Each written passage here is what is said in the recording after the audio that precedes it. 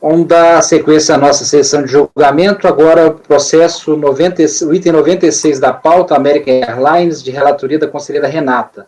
Os próximos processos da American Airlines, que é o número 96 da pauta, o 100 da pauta e o 111 da pauta, a conselheira Maísa declarou-se impedida. Ela vai ser substituída pela conselheira Sabrina Coutinho Barbosa, que foi convocada. Seja bem-vinda, Sabrina.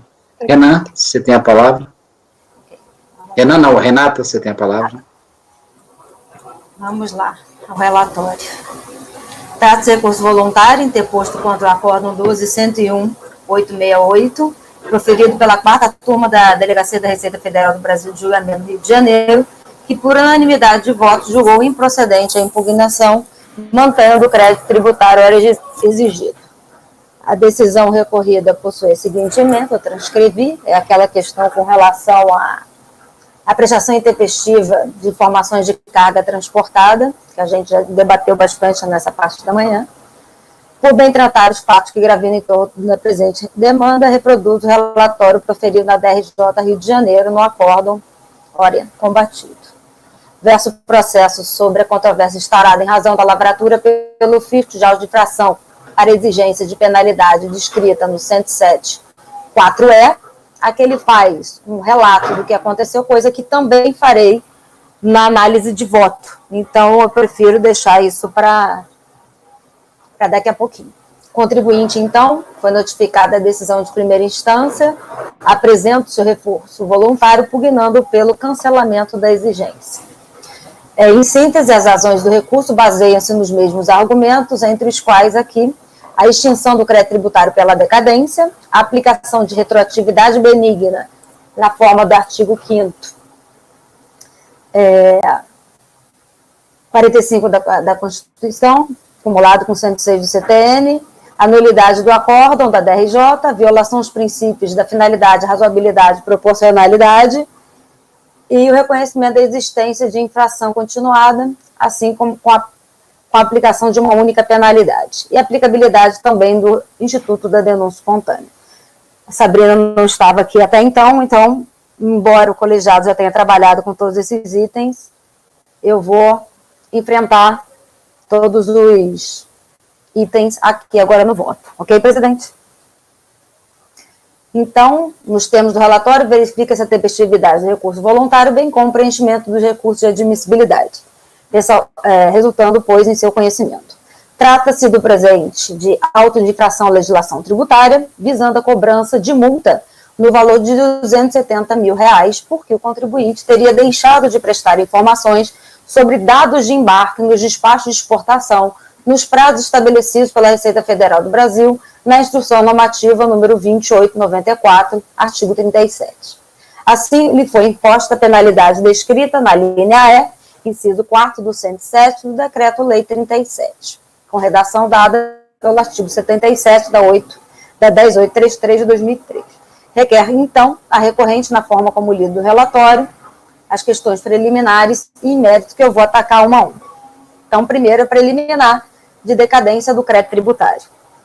Alega a recorrente que o prazo decadencial para a constituição do crédito tributário decorrente de obrigação principal ou acessória é de 5 anos a contar do primeiro dia do exercício seguinte, aquele que o lançamento poderia ter sido efetuado, na forma do artigo 173, inciso 1º, combinado com o artigo 156.5, ambos do Código Tributário Nacional.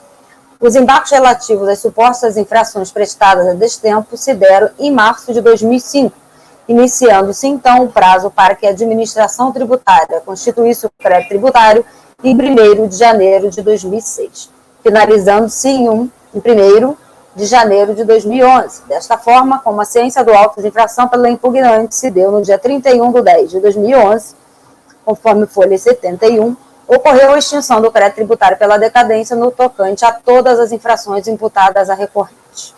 Assiste a razão recorrente nesse ponto, mas não pelos argumentos por ela alavancados. Vejamos.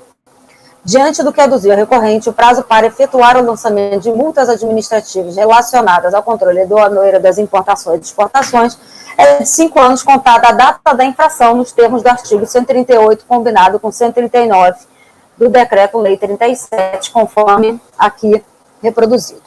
Nesse sentido, deve ser regida pelo artigo 139 da Decreto-Lei 37, a contagem do prazo decadencial para que a aduana formalize a exigência relativa à multa aduaneira no tocante à infração ocorrida.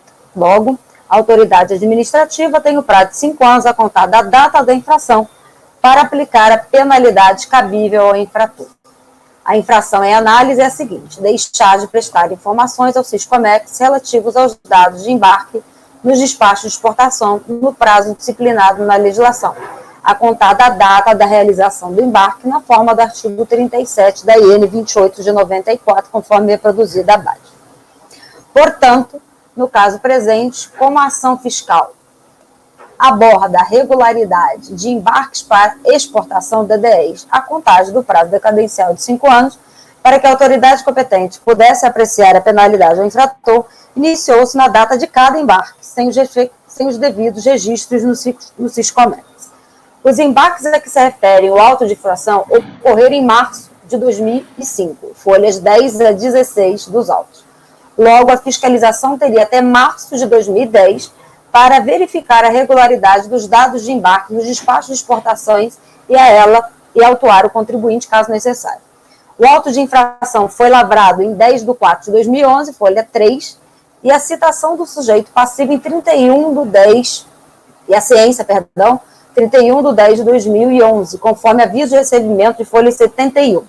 Portanto, restam abarcadas pela decadência as infrações ocorridas antes de 31 de 10 de 2006. Assim, como os embarques em questão todos ocorreram em março de 2005, é indubitável a ocorrência da decadência com relação à eventual infração ocorrida naquela oportunidade. Desta forma, reconheço a existência da decadência e, por isso, improcedente a autuação fiscal. Uma vez atacado esse argumento, resta prejudicada a análise dos demais argumentos apresentados pelo contribuinte em seu recurso voluntário.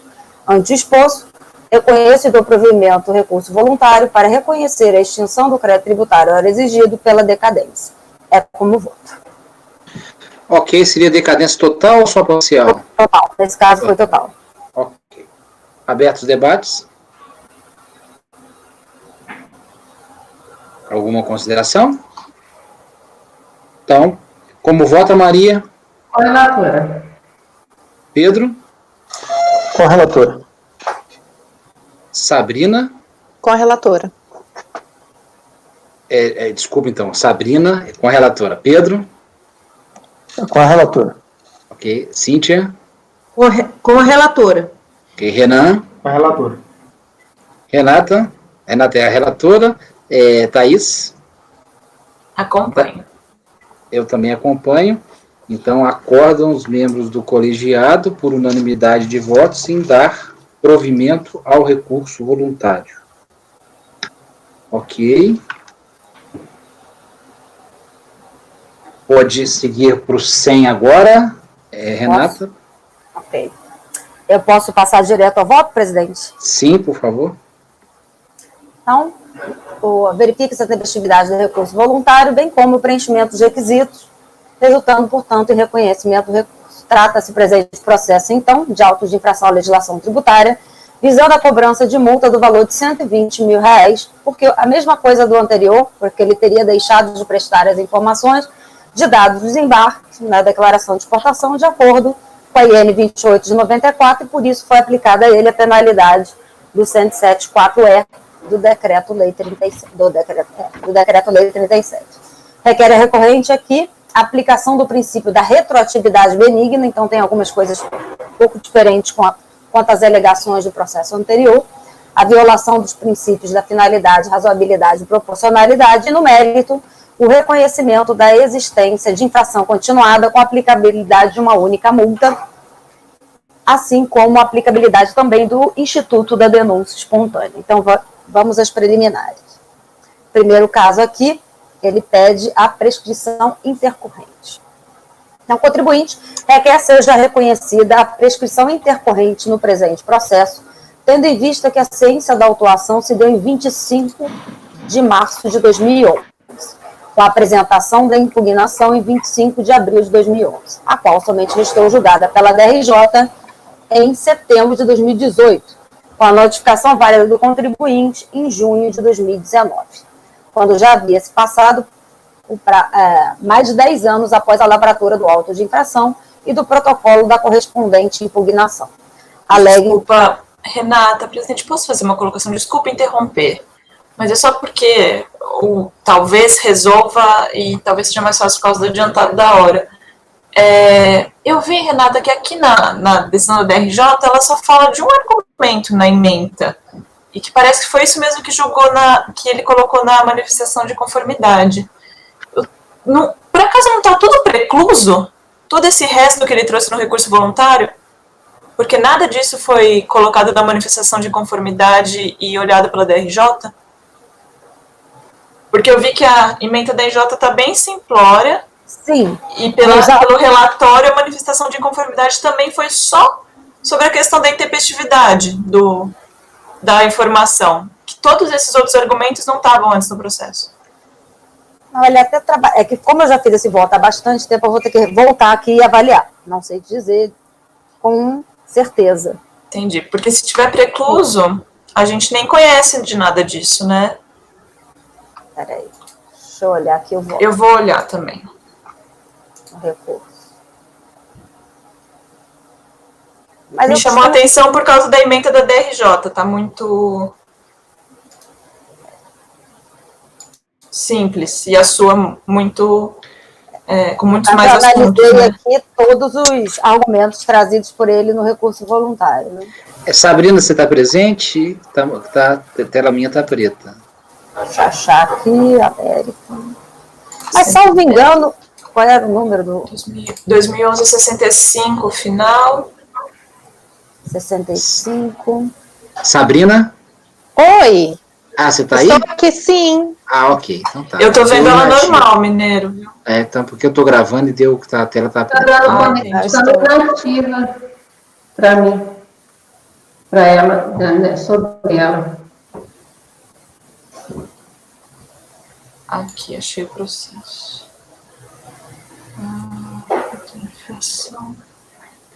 Ô, Thaís, se você puder dar uma olhadinha enquanto a Renata dá sequência na leitura, Renata, você pode dar sequência. Vou mais, Thaís. Você pode dar sequência, Renata, por favor? Posso? Pode. Então, peraí, deixa eu voltar. Eu estava falando da prescrição intercorrente, né? Bom, isso em razão do artigo que trata aqui no âmbito judiciário e administrativo, são assegurados razoáveis. O princípio da duração razoável do processo, né? Trazido pela emenda constitucional 45 de 2004. Então, a DUS, aí ele vai trabalhando todo o contexto e pondera que, apesar de existir a súmula CARF número 11, ele pede que ela não seja aplicada ao presente processo, porque ela teria sido editada antes da vigência da emenda constitucional 45 de 2004, que trouxe o princípio da duração razoável do processo. Entretanto, nada obstante entender a irresignação da recorrente, não há como se reconhecer a iludida prescrição intercorrente no processo administrativo, uma vez que é ausente a previsão legal para tal, diferente do que ocorre no processo judicial no tocante às execuções fiscais, cuja previsão vem contida na Lei 6.830 de 80, aplicável apenas à cobrança judicial da dívida ativa. Sobre o tema em foco, o CARF, inclusive, já possui entendimento consolidado sobre o assunto, de tal forma que se aplica aqui a sua CARF número 11, de observância obrigatória dos conselheiros. Portanto, rejeito tal pretensão. Aí ele começa a trabalhar o princípio da aplicabilidade da retroatividade benigna. Posso continuar, presidente? Sim, pode.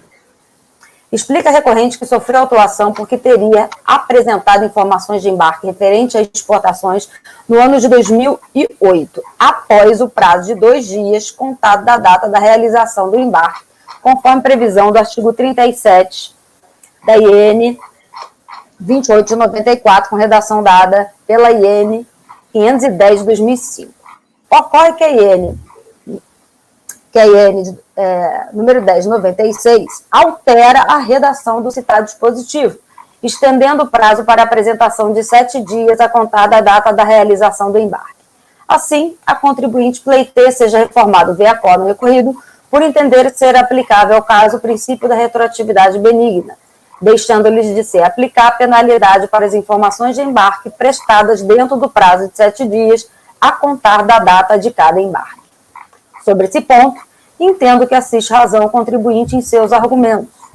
Como a legislação posterior dilatou o prazo para apresentação de informações de 2 para 7 dias, tem-se que houve benefício ao contribuinte, devendo a nova norma retroagir para beneficiar o réu, conforme a Constituição. De igual forma, o Código Tributário Nacional garante que a lei nova poderá retroagir para beneficiar o contribuinte quando o ato ou fato pretérito não definitivamente julgado, quando deixe de defini-lo como infração e quando deixe de tratá-lo como contrário a qualquer exigência de ação ou omissão, desde que não tenha sido fraudulento e não tenha sido implicado em falta a pagamento de tributo a teor do 106, 2A e B do Código Tributário Nacional. Desta forma, como parte dos dados de embarque das cargas destinadas à exportação informados pelo recorrente foram registrados dentro do novo prazo de 7 dias previsto na IN 1096/2010, exclusivamente para esses casos, as condutas então autuadas e ainda não definitivamente julgadas deixaram de ser definidas como contrárias a qualquer exigência normativa pela nova legislação, aplicando-se ao caso o artigo 106, 2B do CTN, combinado com a Constituição Federal.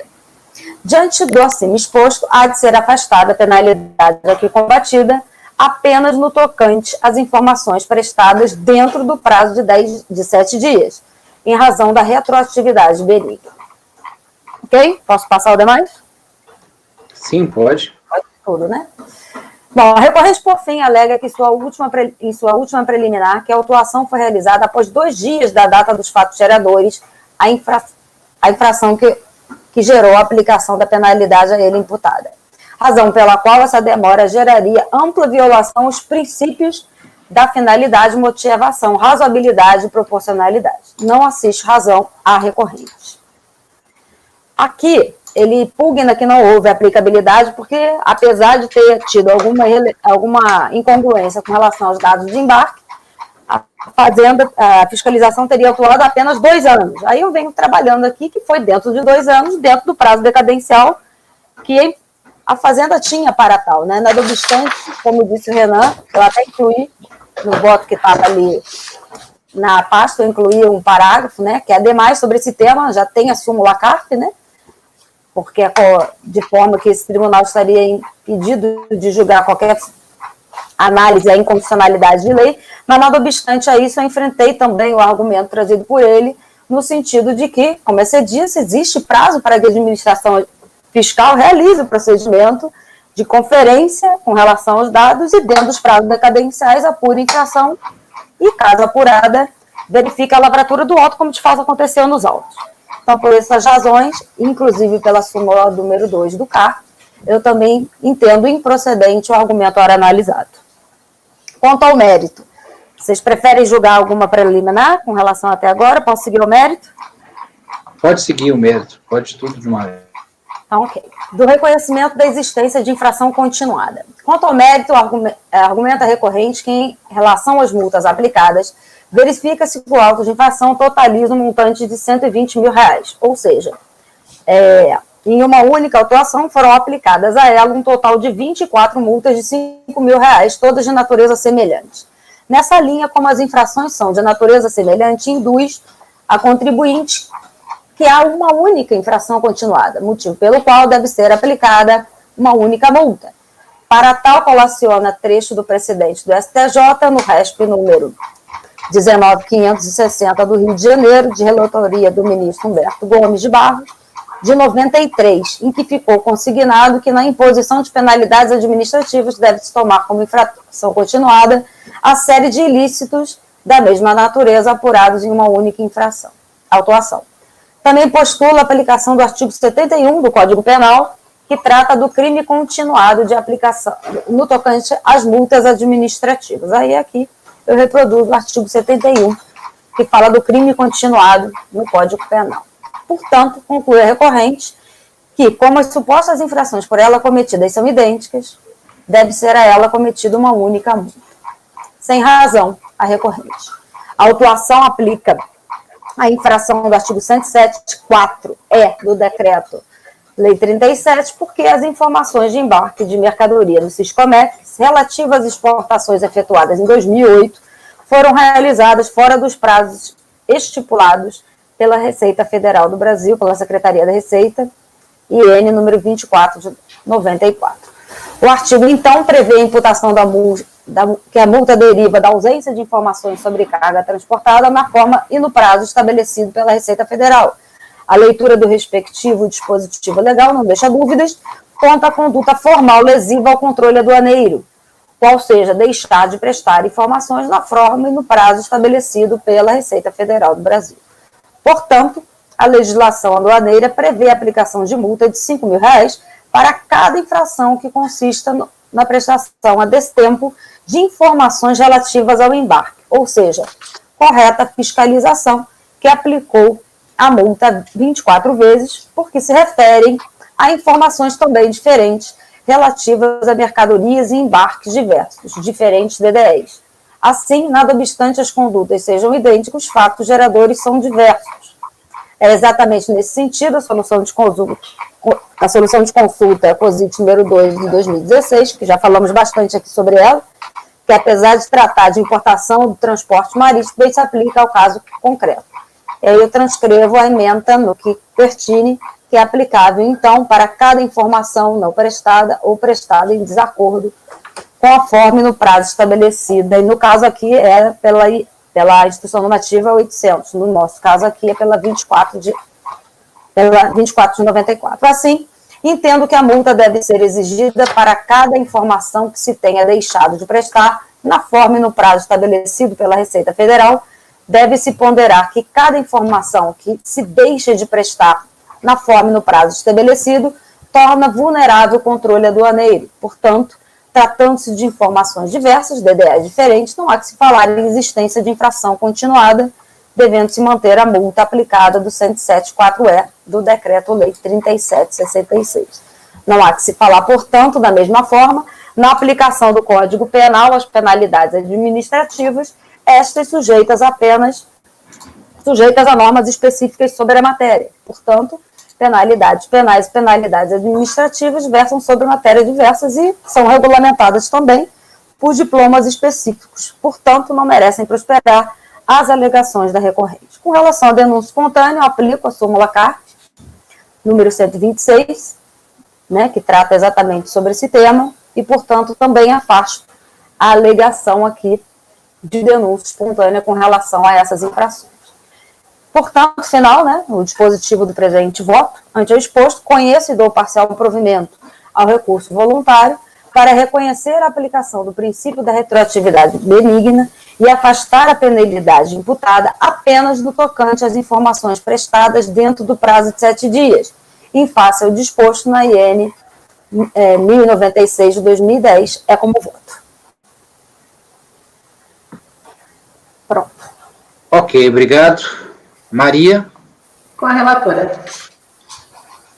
Sabrina? Com a relatora. Pedro? Com a relatora.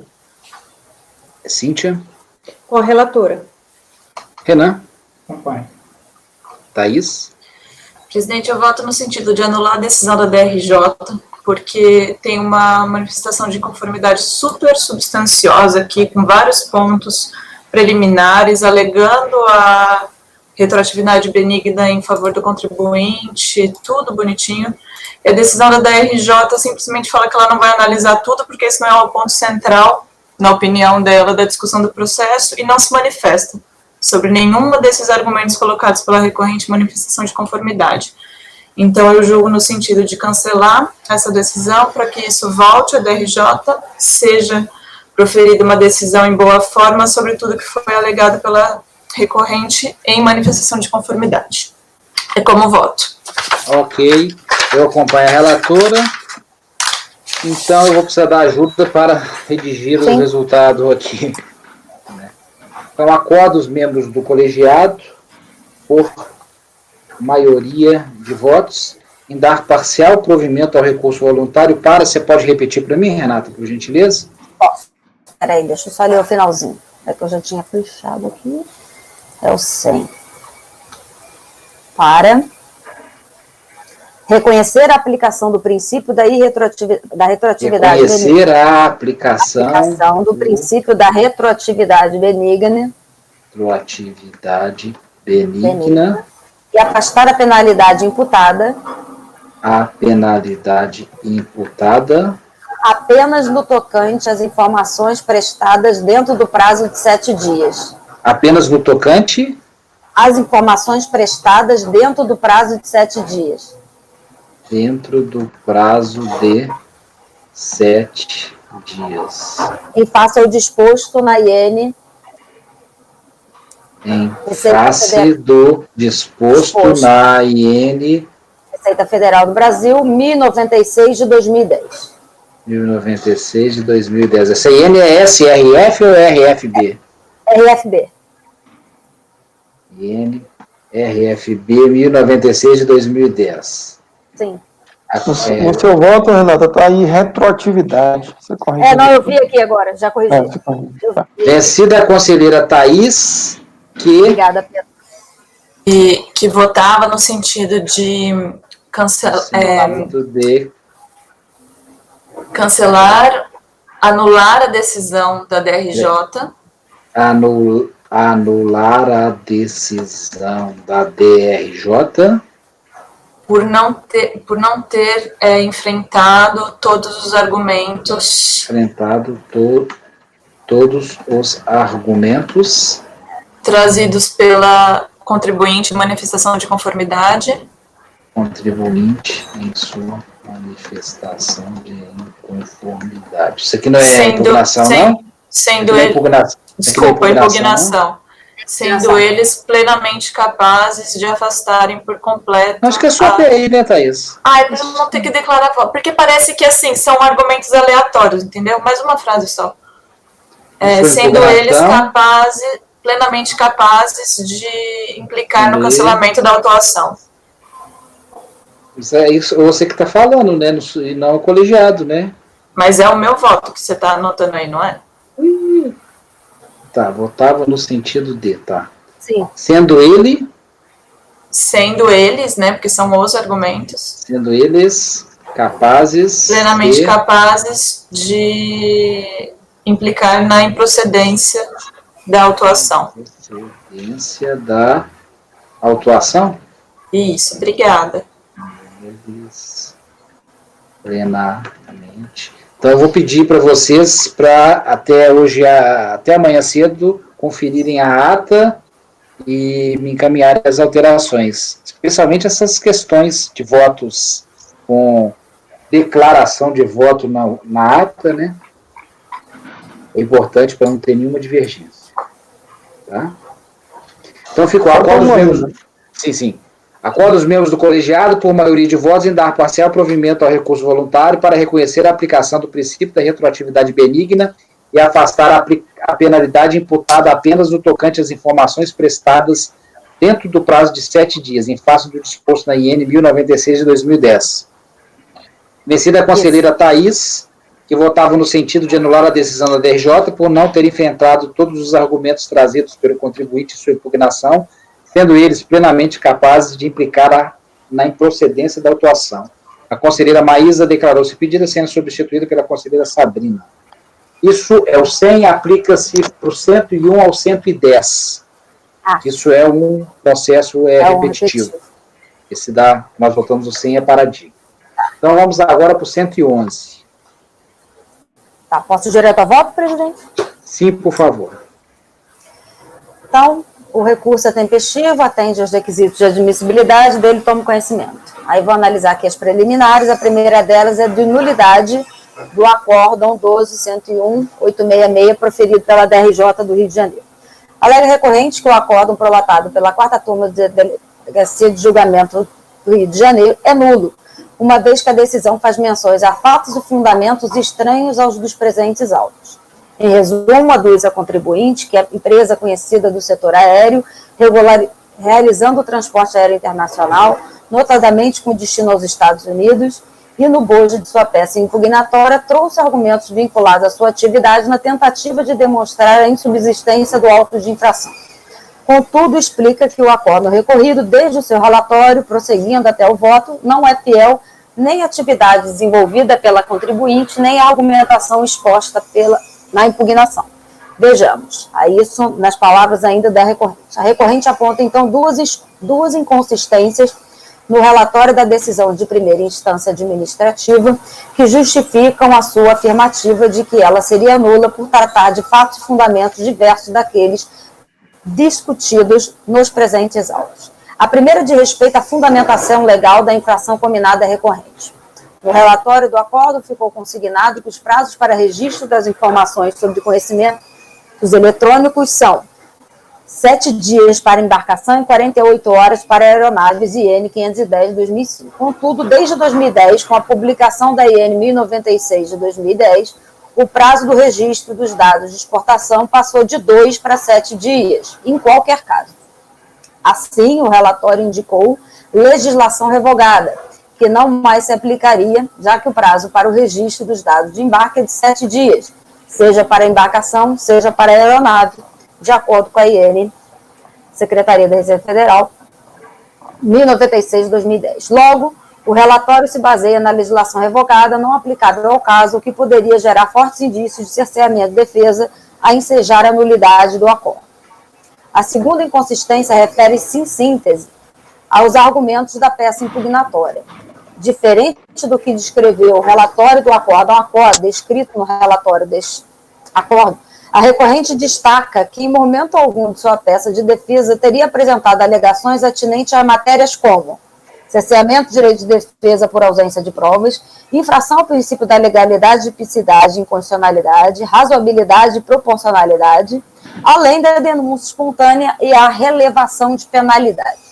Nesse ponto, assiste razão a recorrente. Realmente, como se pode observar da leitura da impugnação de folhas 31 a 35, a hora recorrente não alegou em momento algum argumentos como preliminares as formas legais tributárias, cerceamento de direito de defesa, infração ao princípio da legalidade, tipicidade, inconstitucionalidade, razoabilidade, proporcionalidade, ilegitimidade passiva, denúncia espontânea e relevação de penalidade. Assim, é de se reconhecer que o relatório do acordo da DRJ do Rio de Janeiro indicou alegações não aduzidas na peça impugnatória, o que dá indícios, no primeiro momento, da sua nulidade. No tocante ao voto do acordo da DRJ, a recorrente afirma que a decisão foi motivada por fundamentos e argumentos estranhos aos autos e às alegações trazidas na impugnação, além de tratar a recorrente como se fosse empresa do setor marítimo e não do aéreo. Importante nesse diapasão transcrever parcela do voto combatido. Aí ela coloca aqui, vou ler para vocês aqui a parte em negrito. Ela não fala da IN número 2494, ela vai falar da IN 800 de 2017. Ressalta-se que, sem fundamento, a alegação da impugnante de que, tendo atuado como agente de cargo, o processo não trata sobre agente de cargo, não lhe é aplicável o disposto no retrocitado dispositivo do artigo 50 da IN 800 de 2017. Não se trata nos autos em nenhum momento dessa IN. Portanto, quanto à IN 800 de 2007, aí continua falando da mesma IN não tratada nos presentes autos. A autuada era responsável pela desconsolidação de cargo. O processo não trata de desconsolidação de cargo, conforme informou a fiscalização. Aspecto que não foi contestado pelo impugnante. Não foi nem contestado porque nem poderia, no caso, né, dos autos. Aí ela trata sobre o HBL, o MBL não é empresa de fato marítima, é uma empresa do setor aéreo, então não teria vínculo a esse tipo de argumento ao longo do acórdão da DRJ. Em relação a esse aspecto, aí continua trabalhando com a IN 800 de 2007, diante do exposto, verifica-se que este era de responsabilidade da autuada de informar os dados referentes ao CE indicado pela fiscalização dentro do prazo do artigo 50 e da IN. Com efeito, compulsão dos autos, verifiquei que a impugnação não abordou nem a aplicação da IN 800 de 2007, nem apresentou alegações no sentido de que a recorrente atuava como agente de carga, afastando a sua responsabilidade quanto à prestação de informações nos prazos fixados pela Receita Federal do Brasil. Assim, é clara a dissonância entre os fatos e fundamentos narrados no voto do acordo recorrido e os fatos e fundamentos legais abordados no caso concreto em exame.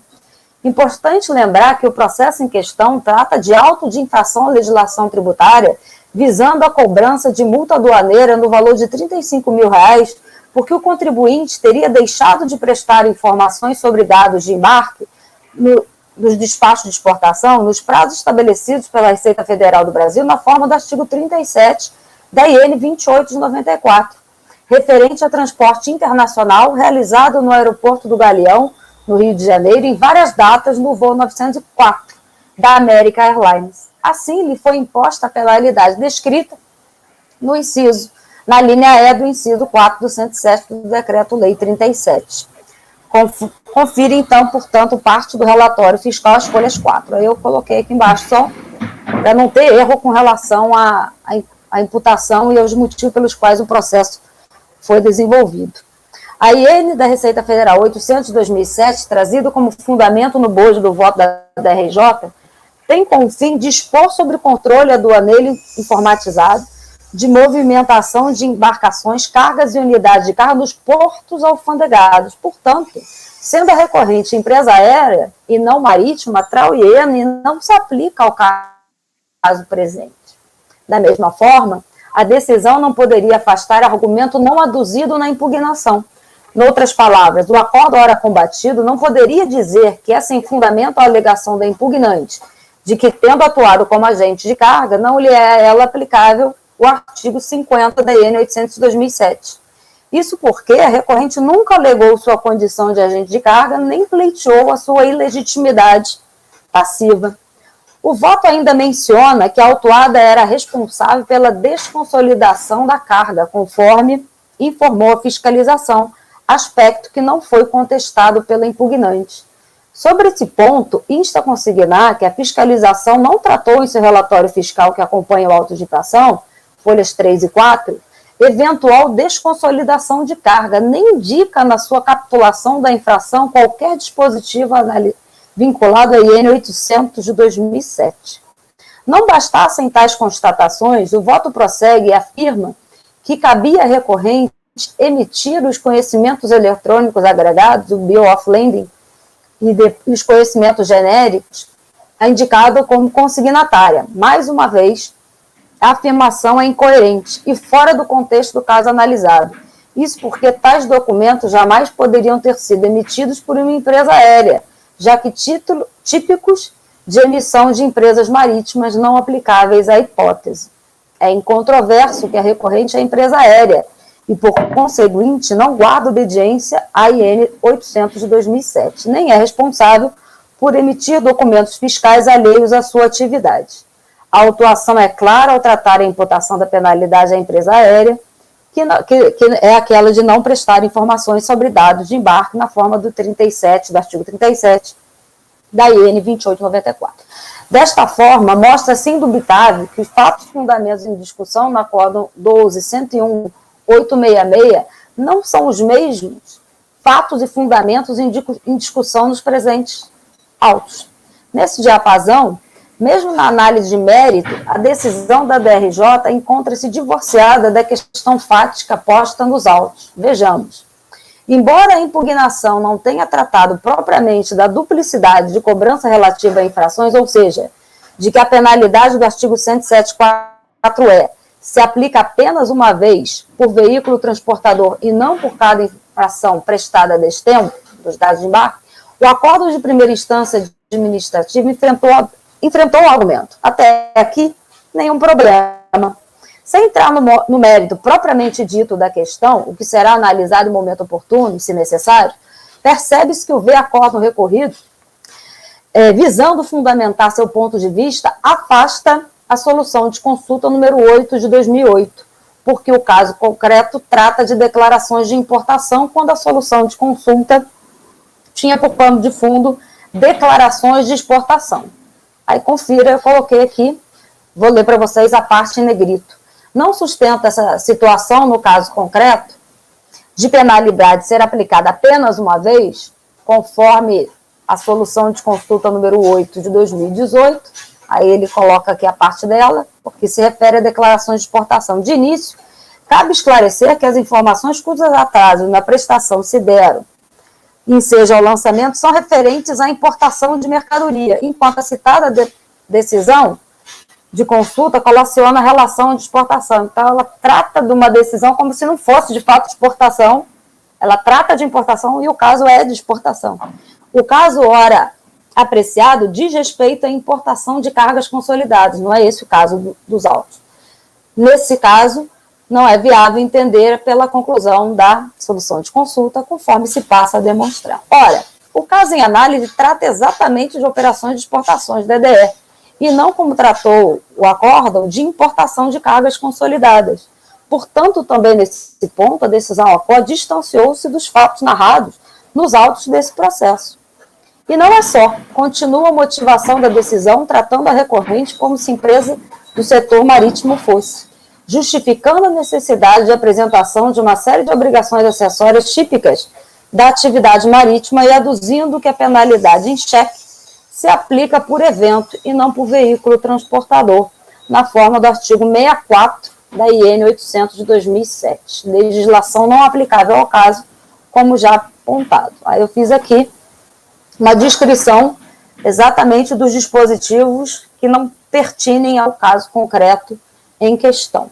Mais adiante, o voto dá a entender que a impugnante teria alegado que a penalidade aplicada nos autos desse processo também teria sido aplicada em outros processos administrativos, além de reiterar que a penalidade não deveria ser aplicada apenas em relação a cada navio. Os autos não tratam de navio, tratam de aeronave. Tal alegação inexiste na peça de defesa, já que não há referência a outros processos administrativos a serem analisados, nem tratam de navios, mas de aeronaves. Veja outro trecho do voto. No caso sob exame, ainda que a penalidade seja referência ao mesmo tipo de irregularidade tratada em processos citados pela impugnante, a impugnante não traz nenhum processo a ser reanalisado ou analisado, e continua trabalhando como fatos típicos independentes e continua falando de navio, viagem em navio e não de aeronave. Ao longo da narrativa do voto, verifica-se ainda mais inconsistências.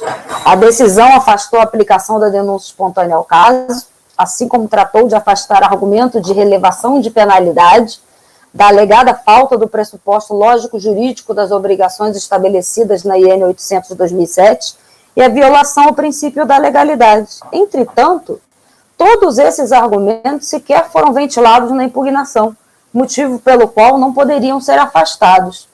Aí eu transcrevo aqui parte do voto em que, mais uma vez, trata de argumentos não alavancados pela decisão.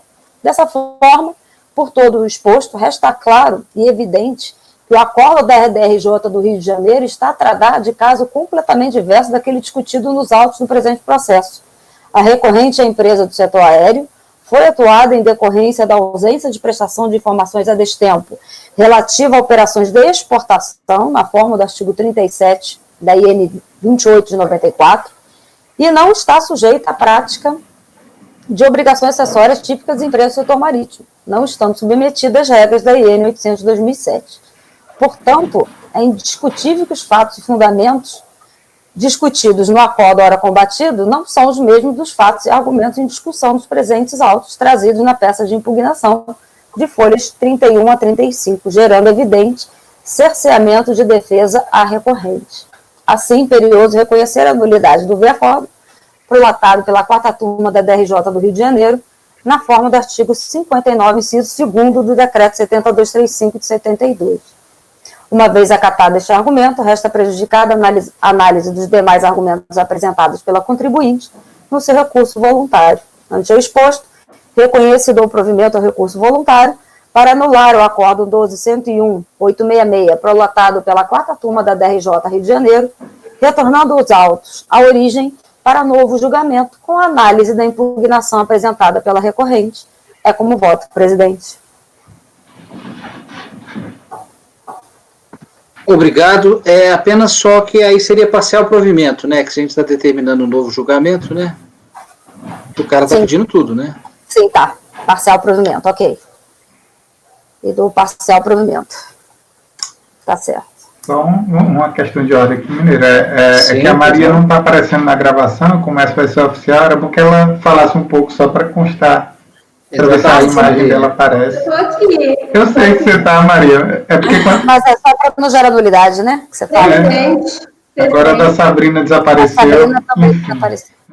Maria e Sabrina, então, tentando. Maria Maria apareceu apareceu. agora. Isso. A Sabrina também podia. Eu estou. Você tá, agora tá Estou aqui. Agora sim. Bom, enfim, era só para constar mesmo. Não, tá Maria certo. congelou. Nossa, no meu tá tudo normal, tô vendo todo mundo. Mas o meu tá tudo normal, eu estou gravando também, a minha vale também. Então vamos para o julgamento, então, a conselheira Renata, então, está dando parcial provimento para reconhecer a nulidade da decisão recorrida, determinando um novo julgamento pela DRJ. Isso. Maria? Com a relatora. Não tem como, né? Sabrina? Com a relatora. Tá bem diferente. Pedro? Com a relatora.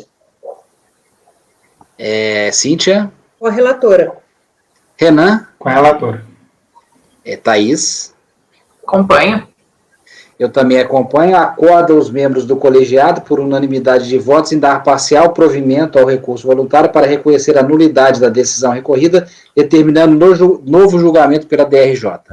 Então, esse aplica-se ao 111, é o paradigma, aplica-se ao 112, ao 115, que são repetitivos. Então, sim, ok. Né? Quer que eu leia?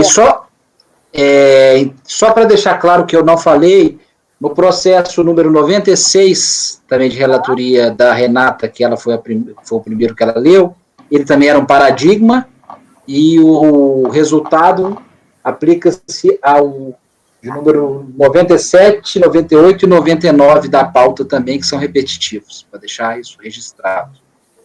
E sendo assim, encerramos então a nossa sessão de julgamento do dia 30/7, que era às 14 horas, mas por deliberação do colegiado foi antecipado para a parte da manhã. Agradeço a todos pela participação e estou encerrando a gravação dessa sessão.